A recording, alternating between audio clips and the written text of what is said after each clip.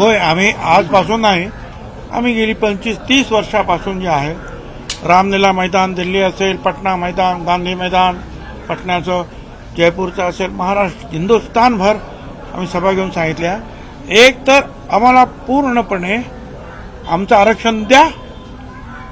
प्रत्येक वेळेला आम्हाला कोर्टात, हायकोर्टात, सुप्रीम कोर्टात, आता सुद्धा आमचं आरक्षण जे आहे हे नगरपालिका, जिल्हा परिषदेचं अडकून पडलेलं का?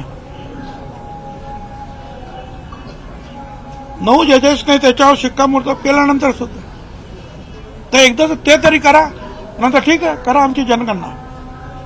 कशासाठी 2010-11 मध्ये सुद्धा मी सुप्रीम कोर्टात गेलो, त्यावेळेला सुप्रीम कोर्टाने विचारणा केली सरकारकडे, सरकारनं, आणि मग ते समीर भुजबळ खासदार होते, त्यांनी प्रश्न मांडला तिथे, त्यांना गोपीनाथराव मुंडे आणि इतर सर्व जे जाधव वगैरे जे आहेत त्यांनी मदत केली.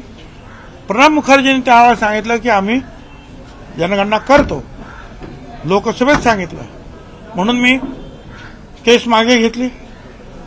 त्यांनी नंतर ती सेन्सस कमिशनरकडून करण्याऐवजी शहरातले ते यूडी डिपार्टमेंटने करावी, गावचे ते आरडीडी करावी, असं सगळं केलं. तर म्हटलं काय होतं ते होऊ द्या, पण सेन्सस कमिशनरकडे जे होते त्याच्यामध्ये खोटं जर तुम्ही सांगितलं तर तुम्हाला दंड आहे, तुरुंगाची शिक्षा आहे. इथे काहीच नाही आहे.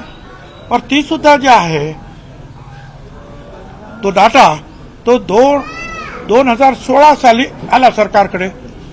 त्यावेळेला जेटली साहेबांनी सांगितलं की हा समाज देशातला अतिशय गरीब आहे, त्यांना मदत करणं गरजेचं आहे.